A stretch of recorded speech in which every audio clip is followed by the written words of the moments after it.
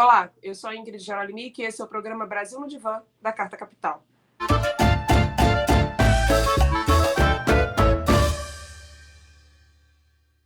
A nossa tarefa aqui é pensar o Brasil junto com ele.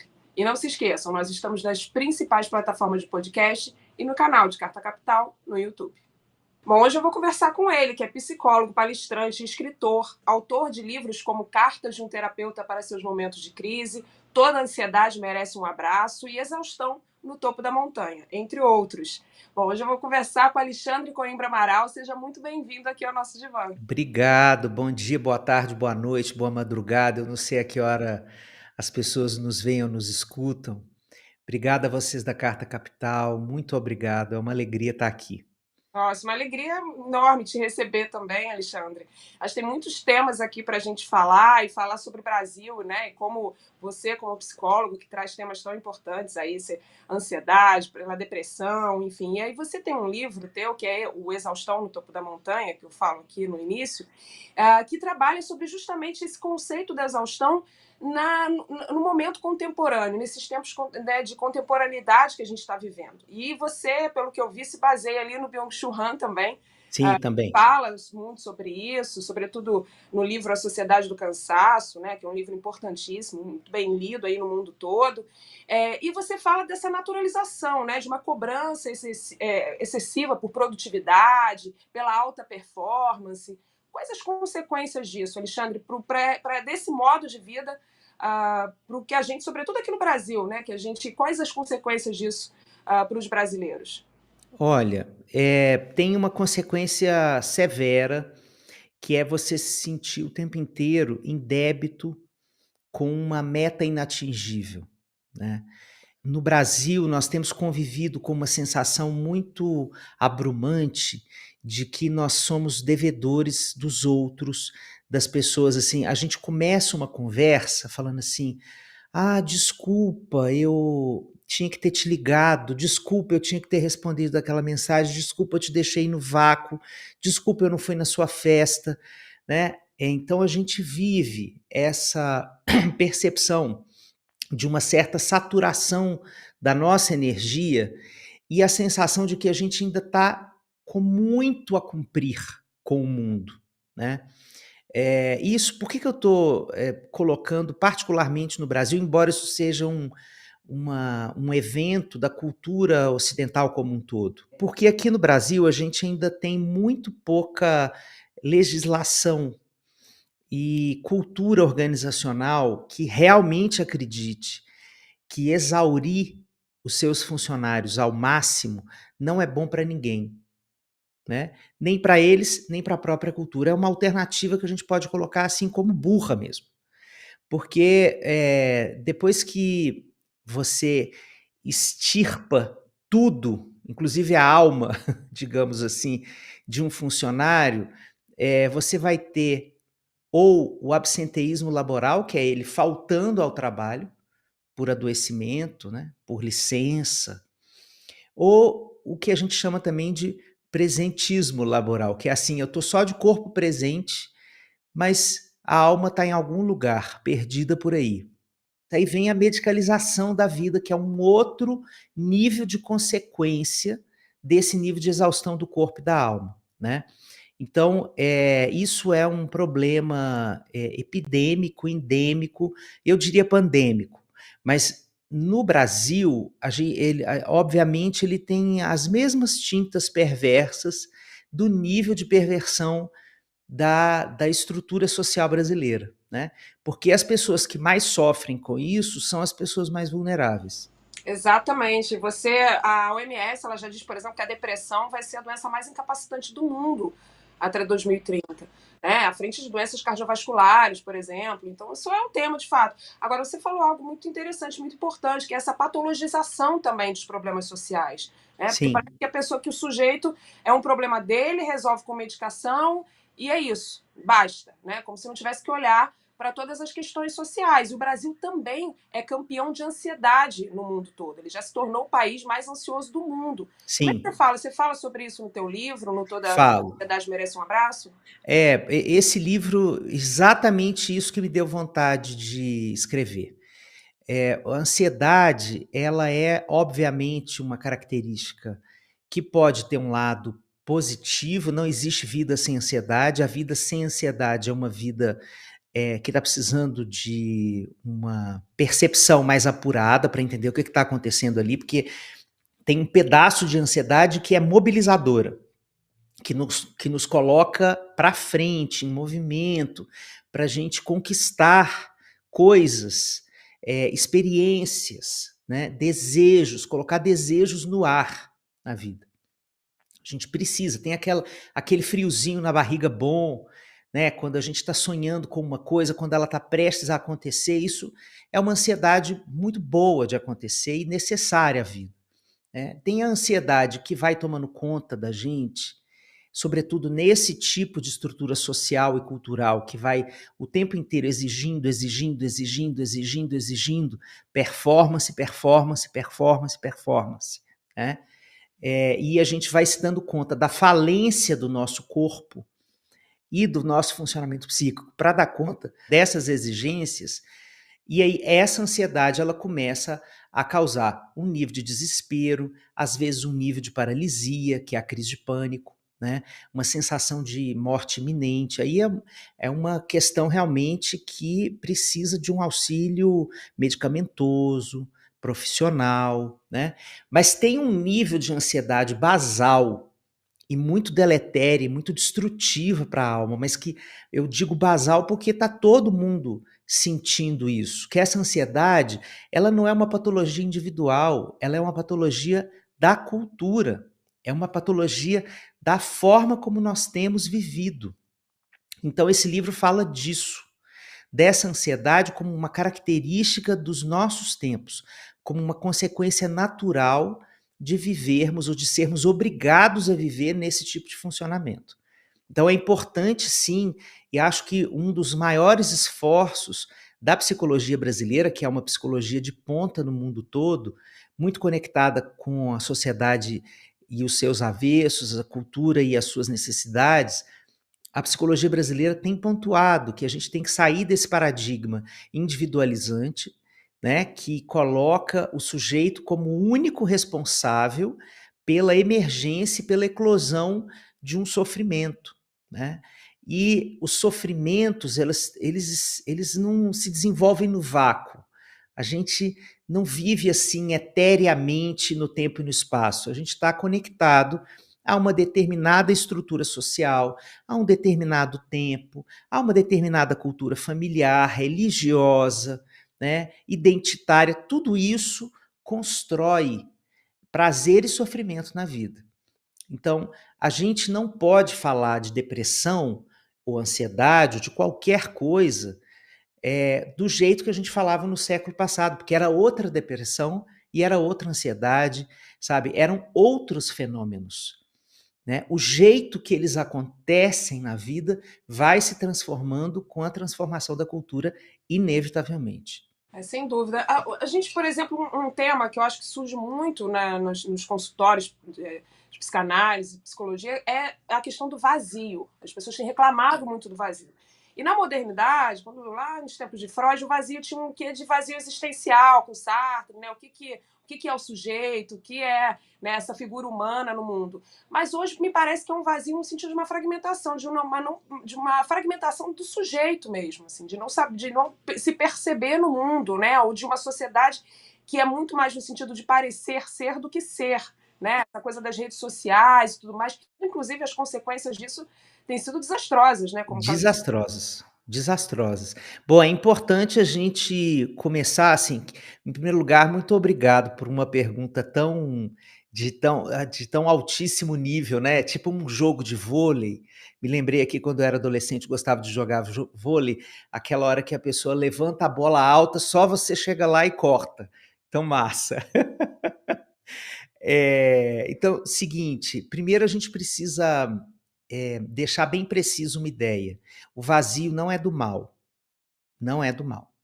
Tá? E a gente está precisando falar disso porque o nosso sintoma atual é de preenchimento de todo vazio.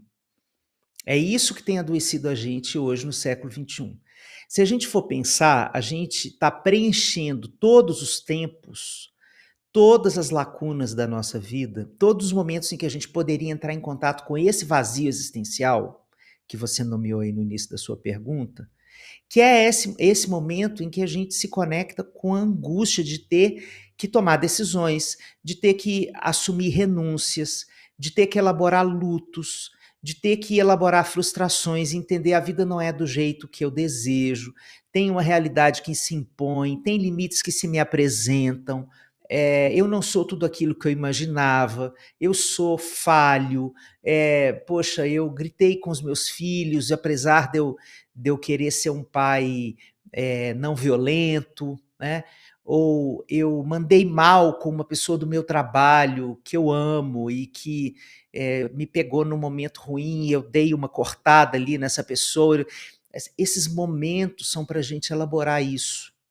Essas coisas que são muito cotidianas, muito intensas, e elas precisam de um tempo de decantação, de elaboração. É como se o nosso funcionamento psíquico fosse um copo de água e essas coisas fossem um sólido que entrasse ali, né? E a gente tem um tempo para integrar essas experiências, significa o tempo natural desse sólido ser misturado àquela água ou pelo menos decantar até o fundo, né? A gente não está dando tempo para essa elaboração hoje. Ontem eu estava fazendo uma palestra e foi muito interessante que eu estava abordando esse tema também. Por exemplo, eu lembrei de uma cena, assim, eu pegava um ônibus para voltar da escola, para ir para a escola, no ensino fundamental 2, no ensino médio, assim, e eu encostava a cabeça no vidro. Tem muita gente que pode se identificar com essa cena, né? A gente encostava ali a cabeça no vidro e ficava pensando na vida, sabe? Às vezes dormia, às vezes pensava na vida, mas a gente ficava ali, a gente tinha aquele tempo para elaborar o que a gente tinha vivido. Essa cena não existe mais, porque a gente está preenchendo todos os espaços em que a gente poderia estar com a gente mesmo com conteúdo. Esse é um dos males mais acachapantes do século XXI. Né? A gente não lava a louça, a gente lava a louça escutando podcast. A gente não assiste um filme, a gente assiste o filme e responde mensagem no WhatsApp. Assim, então, o tempo para experiência, ele é um tempo que está... a disputa da atenção, ela não é só da rede social em direção a nós, é de nós conosco mesmos. Tem um pedaço nosso que fica clamando por atenção, dizendo para a gente assim, me deixa manifestar, me deixa conversar com você. Esse espaço é o vazio. Assim, olha para mim aqui, me escuta. E a gente vai deixando isso de lado e preenchendo com um monte de coisa. Né? Preenchendo com conteúdo, preenchendo com experiência, preenchendo com comida, preenchendo com trabalho. Né? Mas esse é um movimento do sujeito no século XXI que chega um momento que, como diz lá o Gonzaguinha na música clássica dele, não dá mais para segurar, explode o coração. Assim. Tem um momento em que a alma diz assim, agora chega, acabou com esse negócio aqui. Vamos organizar esse funcionamento emocional. E aí a gente cai num adoecimento qualquer. A gente vai para um burnout, a gente passa por uma depressão, a gente vai para uma ansiedade. Alguma coisa acontece no nosso coração. E aí a gente precisa realmente se haver com esse vazio. Aí o que acontece? Na hora que a gente finalmente está conseguindo entrar em contato com o vazio, a gente se desespera, né? As pessoas se desesperam, a gente está tão pouco acostumado com esse funcionamento hoje que ele é mal visto, inclusive pelas pessoas próximas. Aí vem todo mundo numa espécie de operação abafa e não precisa, você precisa de um médico, você precisa de um médico, você precisa de um médico. Aí você vai no médico, se você for no médico, o que vai acontecer? Você vai sair de lá com um remedinho. E esse remedinho pode ser um preenchimento do seu vazio. E aí a gente vai levando essa vida sem esse nível de elaboração. Qual a importância do vazio? O vazio é o lugar da elaboração de uma pergunta inescapável na existência. Qual é o sentido da vida? A gente só pergunta, essa pergunta, quando a gente está sentado na beira do vazio. Se a gente não tiver, se a gente tiver na velocidade, né, a gente tá igual o coelho da Alice, tenho pressa, tenho pressa, tenho pressa, tenho pressa, né? Então a gente precisa desse vazio para isso e não termos condição de nos ofertarmos esse espaço e esse tempo é uma questão seríssima da nossa vida contemporânea. Então, sem dúvida nenhuma, porque a gente viveu uma crise, né? Essa ruptura na modernidade, que vem justamente, perde-se o poder das instituições, o sujeito passa a ter um lugar, né, de se pensar no mundo a partir dele próprio e aí tem que assumir toda essa responsabilidade diante do mundo, e daí vem também todo um certo desespero, mas é uma questão existencial importante também, né? Quem eu sou e como você falou, qual o sentido da vida, o sujeito passa a se perguntar, porque antes era Deus, antes tinha toda uma, né, alguém que respondia isso por você, digamos assim. Agora não tem, né? Aí eu acho que o que muda isso, né, essa virada de chave, vem também com essa coisa da sociedade de consumo, que, por outro lado, não te deixa pensar sobre isso e te coloca como se tudo. Bom, como é que a gente preenche esse vazio? É com o consumo, né? E é consumir todo tipo de coisa. E nisso a gente fala de consumir, como você falou, as compulsões alimentares, você consome o sexo, você consome o amor, você consome as pessoas, né? Você não tem uma relação de troca. E o que eu vejo muito, Alexandre, é que, por exemplo, sobretudo entre a adolescência, até as próprias crianças, outro dia eu estava com a minha cunhada e eu estava com a minha sobrinha, e aí acabou a bateria do celular, ela não podia jogar, não podia mexer no celular. Ela falou, o que eu vou fazer agora? O que eu vou fazer com esse tédio? Eu tô com tédio. E a mãe falou justamente o que você disse, olha pela janela, né? Olha pela janela, vai pensar sobre a vida. Ou seja, a gente está também vivendo um momento de intolerância absoluta, né, a esse vazio, ao tédio e, sobretudo, ao sofrimento. Né? E essa ideia de que preencher o sofrimento, como você falou, com a medicalização ou com qualquer subterfúgio, né, que te faça fugir de qualquer questionamento em relação ao sofrimento. Como é que você vê isso também na tua pesquisa, na tua clínica, em relação aos adolescentes? Porque um dado também muito alarmante é que o suicídio é uma das principais causas de morte entre jovens de 15 a 29 anos, homens, né? E aqui na América Latina isso aumentou muito. Enquanto no mundo todo teve uma queda, na América Latina isso aumentou. Como é que você vê essa questão também? Como lidar com isso, né? Bom, em primeiro lugar, eu tenho uma fonte de pesquisa privada, que eu tenho 2 filhos adolescentes e uma criança já, assim, se despedindo, começando a se despedir da infância. Então, eu tenho aqui dentro um laboratório bem forte, bem intenso, mas eu trabalho muito com escolas, então tenho conversado muito com jovens e com adultos que trabalham com esses jovens, né? E tá todo mundo, tanto os jovens quanto os adultos, muito perdido sobre o que fazer com isso, né? Porque é muito verdadeira essa sensação de que parece que perderam essa bússola, sabe? Parece a sensação que a gente tem é que eles estão perdidos, sem conseguir se orientar, minimamente sobre como levar o dia, a semana, a vida, instituir um projeto existencial que faça sentido para eles, né? E aí eu acho que temos muitas questões aí da nossa época, você já salientou algumas com muita propriedade, por exemplo, essa dimensão do consumo, que é um consumo compulsivo, né? As crianças e os adolescentes estão consumindo compulsivamente elementos da cultura, por exemplo, tudo que há em telas está entrando, né, como um tipo de consumo compulsivo que constrói consequências que são estudadas pela neurociência do ponto de vista da intolerância à frustração, porque a velocidade com que as coisas acontecem ali não é a velocidade da vida. Então, na hora que eles desligam aquela tela e vêm para a vida, que acontece na mesma velocidade, né, que o tempo da vovozinha. Ou seja, na hora que você faz uma pergunta para uma pessoa, às vezes ela precisa de tempo para pensar. Na hora que você está querendo entender o que você está sentindo, você não vai conseguir resolver a sua angústia na mesma velocidade com que você aperta o X para fechar uma tela. Então, tem esse descompasso entre a vida que acontece na tela e a vida que acontece em 3D. E, sobretudo, a vida que acontece dentro, do lado de dentro.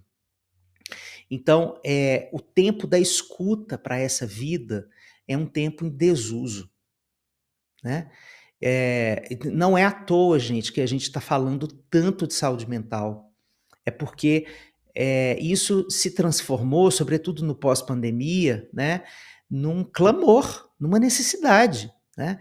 Nós não estamos sabendo o que fazer com essa quantidade de sintomas que se ergueram social, cultural e individualmente, mas sobretudo nas relações, né? A gente olha para as relações que estão próximas a nós e se pergunta como nós podemos apoiar essas pessoas, o que nós podemos fazer por elas. Então, quero trazer aqui algumas ponderações que a gente pode fazer para apoiar uma criança e um adolescente. Então, a sua cunhada, qual a idade da sua sobrinha? 8 anos. Ah, maravilha.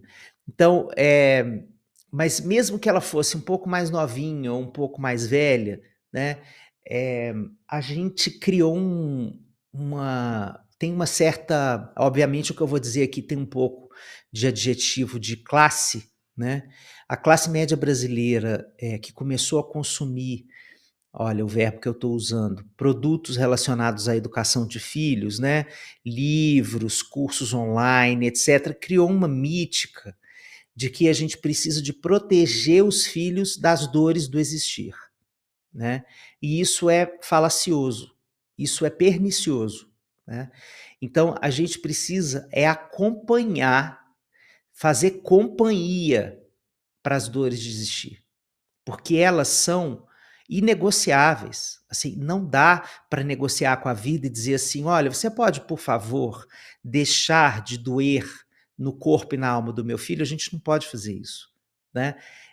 Então, desde o início, o nosso papel é ajudar esse ser em formação a consolidar recursos para lidar com frustrações que vão ser inevitáveis na vida, né? E isso vai dando uma certa musculatura emocional para ele viver, por exemplo, a adolescência, que é um período de muita intensidade, de muito paradoxo, né? Em que ele está vendo ali a adultez chegando ali, batendo na porta, e ele olha para os adultos em volta dele e ele fala: esse troço não é um grande projeto, né? Porque eu estou vendo essa galera aqui, todo mundo se separando, muita gente desempregada, falando de infelicidade, todo mundo tomando remédio. Esse troço não deve ser muito bom. Então, ele olha para si, não encontra muitas respostas, não encontra projetos muito criativos e alternativos a isso que ele testemunha, então ele entra em colapso, né? Então, a gente está precisando ajudar essas pessoas a construir esperança no sentido mais freiriano da palavra, né? Não é assim a luz abrir e de repente vem uma luz, né, que vai dar assim a ideia sobre o que é a existência. Não, construir esperança é construir a capacidade de produzir sentido para a própria vida, né? E isso tem a ver com ajudar essa criança e esse adolescente a se inserir num mundo como um agente de transformação desse mundo. Então, assim, olha para você, olha para o mundo, dialoga com essas duas entidades. O que tem em você que você não gosta? O que tem no mundo que você não gosta? O que você precisa de ajuda para se fortalecer, para ser uma pessoa que vai ajudar esse mundo a sair dos seus avessos? Eu não consigo imaginar uma vida interessante sem que a gente apoie os nossos filhos a desenvolver uma biografia desse tipo, sabe? Que construa sentido a partir de uma inserção no seu tempo. E ao contrário disso, o que a gente tem produzido? Demandas muito individualistas, né? E um deslocamento desse mundo social. Então, isso é uma coisa que está produzindo essa falta, essa perda de sentido, porque eles estão se sentindo fora do mundo. sabe? Então, Paulo Freire precisa ser resgatado do ponto de vista da educação doméstica, assim. A esperança se constrói aqui, no dia a dia, fortalecendo-nos coletivamente, amparando-nos nas nossas angústias, celebrando a vida, né? Vivendo prazer junto com a descoberta do sentido da vida. É assim que a gente vai construindo esperança, né? Então, eu acho que todo esse tema é um tema muito complexo, e na hora que a gente chega na adolescência com o problema da ameaça do suicídio, né, isso assusta, isso congela todo mundo, fica todo mundo assim num tabu, sem coragem de falar, de mencionar o medo que sente. A gente precisa conversar sobre isso, porque a palavra dissolve esse tabu, a palavra dissolve esse medo. E a gente começa a ter condição de abraçar possibilidades reais de enfrentamento dessa questão, né? Mas a primeira coisa que a gente tem para fazer é conversar sobre isso. Sim, sem dúvida. E você, Alexandre, você tem um grupo, você criou espaços ali de escuta para homens, né? Assim, para falar, porque, por exemplo, nos casos dos suicídios, a maior parte é realizado por homens, né? Por jovens homens que justamente têm isso, né? Porque na cultura masculina também, machista, patriarcal, os homens não conversam, não falam sobre os seus sentimentos, não têm esse espaço de acolhimento, né? De escuta dos seus afetos. Como é que foi esse trabalho? Como é que tem sido para você? O que você acha aí que são os desafios ainda nesse espectro? Bom, desafios são eternos, né? Eu acho que talvez os meus netos vão começar a capturar novidades nesse mundo masculino aí, do ponto de vista mais de transformação cultural. A gente, por enquanto, tem espectros assim de transformação muito mais local, né, restrito a um grupo muito pequeno ainda, mas é assim que a gente começa todo tipo de transformação cultural, né? Esse grupo nasceu há 6 anos, numa vontade que eu sempre tive de colocar homens para conversar. Eu sou terapeuta de família, de formação, então, ao longo das quase 3 décadas aí trabalhando com isso, o problema que eu vivi era sempre quando a gente tinha que chamar a família inteira para conversar, o homem nunca vinha, porque esse negócio de terapia é coisa de mulher. Então, se o menino está com algum problema, coloca lá o menino e a mulher para conversar, depois você me conta o que é, eu pago a conta. As transformações em homens, elas são transformações muito mais lentas. Historicamente, a gente sabe que nós temos muito mais dificuldade de fazer transformações nos afetos, porque a mesma cultura patriarcal que nos dá poder, inclusive liberdade para oprimir e violentar, ela nos retira elementos, recursos importantes de sobrevivência emocional e relacional, que acabam fazendo com que nós não saibamos lidar com as nossas próprias emoções. Então, tudo que tem a ver com transformação emocional do homem leva muito tempo para acontecer. Mas o que eu tive vontade de fazer há 6 anos foi começar uma conversa entre homens, diferente dessa conversa que os homens têm na cultura, né, que é uma conversa que fala do que a gente vem adquirindo, conquistando, produzindo, né? A pergunta primeira é qual o seu nome, depois com que você trabalha, e segue-se uma conversa sobre aquilo que a gente vem conquistando, o cargo, as aspirações, né? As conquistas amorosas, né? As conquistas do time, né? Então, a gente precisa sair desse espectro, né, de diálogo, porque esse espectro de diálogo não congrega, né, a conversa sobre o que a gente sente, sobretudo quando a gente está num vale emocional, né? Então a gente é ensinado a ocultar todo esse tipo de sensação e de experiência e performar uma suposta saúde mental inexistente, né? Então essa conversa ela surgiu com esse interesse. Vamos conversar aqui real, oficial, tirar essa máscara e poder assumir que a gente também sofre, que a gente não sabe lidar direito com o que a gente sente, que às vezes a gente não sabe nem nomear o que a gente sente, e que a gente acumula prejuízos enormes nas nossas relações, e que, por exemplo, o envelhecimento masculino, quando ele não vem, atenção, olha que coisa bandeirosa, com doenças no coração, né? Esse símbolo dos afetos que a gente tanto rejeita, reprime, recalca, explode ali, ó. Explode ali no corpo, lá no envelhecimento.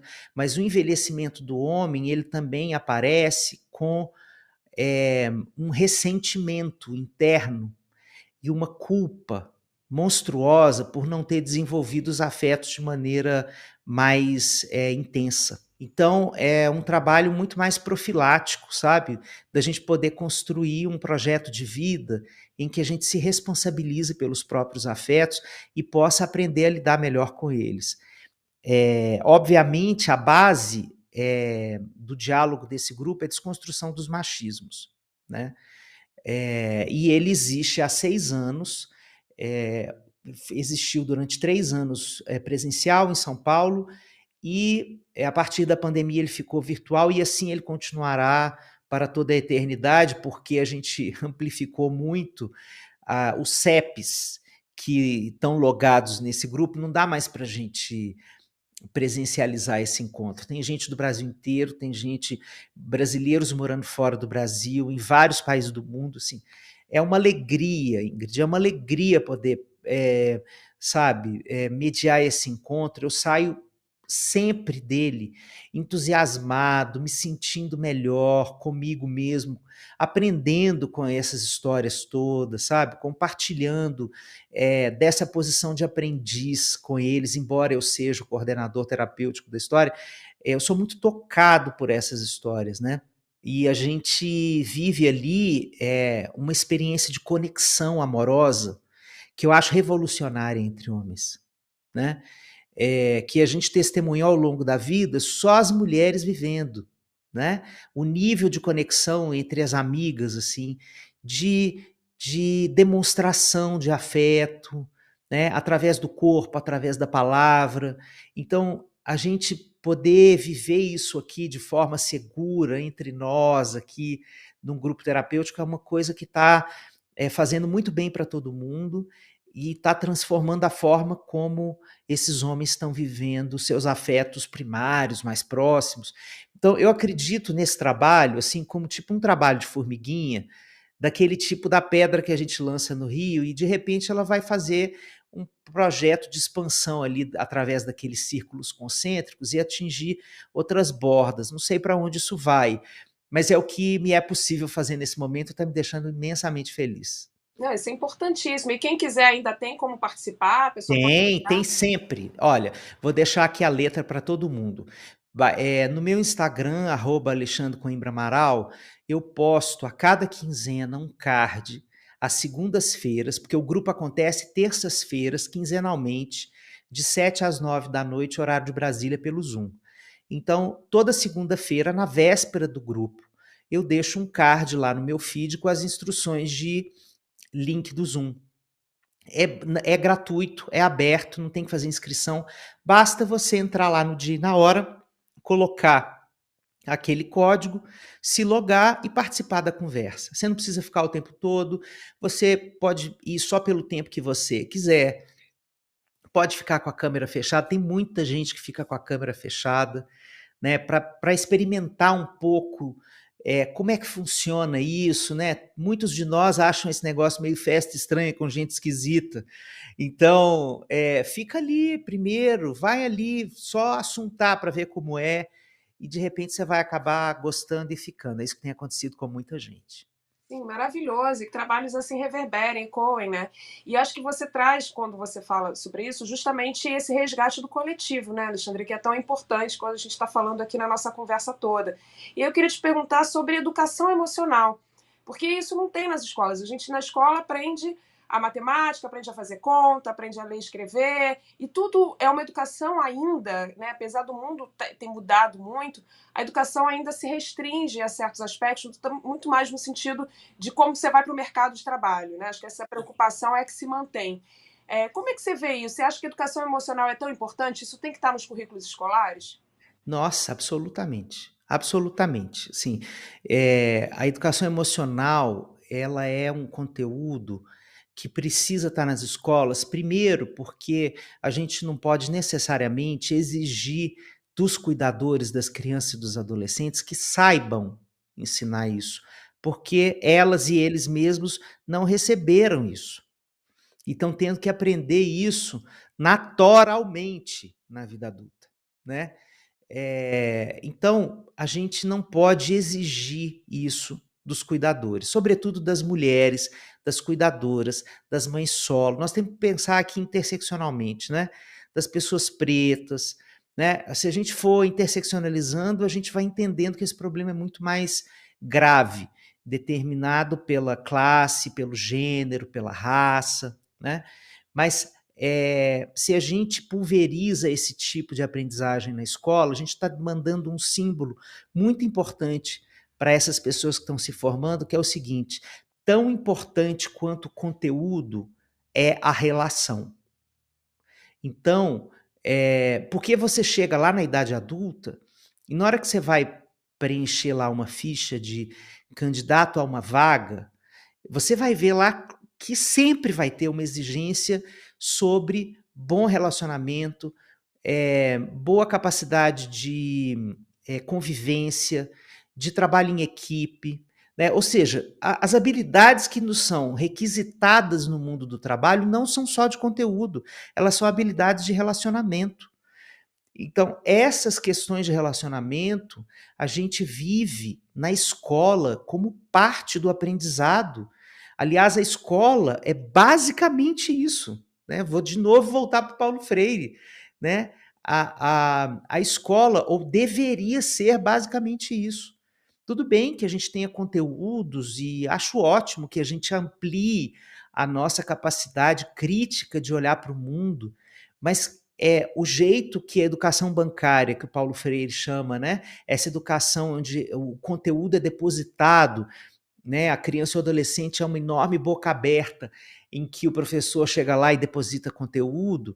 Essa educação não apoia essa criança e esse adolescente a se relacionar com pares, com figuras de outras faixas etárias, né? Porque os adultos da escola têm outras faixas etárias. A partir disso, a gente pode trabalhar, por exemplo, o etarismo, né? Como é que você lida com o fato de você saber que a cantineira da sua escola, que é uma mulher preta de 65 anos, ela está começando a namorar, ela tem um perfil no Tinder, e ela começou a namorar uma mulher mais nova. E isso começou a rolar uma fofoca na escola. Isso tudo é letramento emocional, letramento relacional, letramento social, né? A escola é o espaço para isso. E eu sinto que tudo isso é muito desaproveitado, né? Então, isso deveria ser, e a gente vai lutar sempre para que seja parte da estrutura curricular, porque isso é promoção de saúde, né? Quando a gente faz promoção de saúde, a gente está apostando na formação de recursos de existência que vão deixar as pessoas mais saudáveis, né? E a saúde das emoções e a saúde das relações, ela cobra um preço muito alto na saúde integral das pessoas, né? Às vezes a gente adoece porque as nossas relações estão adoecidas, né? E quando a gente pergunta para as pessoas, mas como é que você tem levado as suas relações? Às vezes as pessoas não sabem descrever, sabe? Como elas levam as relações delas? Quais são os problemas que elas enxergam na construção dessas relações? Né? Às vezes é uma pergunta assim básica, né? Quais questões você acha que você tem mais dificuldade, né, na hora de se relacionar? As pessoas entram num silêncio, né? Isso é falta desse tipo de educação para as Sim, emoções. com certeza a gente vive, parece, é uma crise do sentir, né? Como se sentir fosse algo para ser escondido e não para ser falado, né? Para ser compartilhado. A gente precisa eliminar isso. Acho que a gente aprendeu isso muito. Eu, pelo menos, aprendi muito com você nessa conversa maravilhosa. Você traz temas importantíssimos para a gente pensar, e principalmente essa coisa que eu acho que fica para o final aqui, para a gente levar do nosso programa, que a saída é coletiva, né, Alexandre? Sempre. Eu desacredito de qualquer tipo de existência que não seja vivida coletivamente.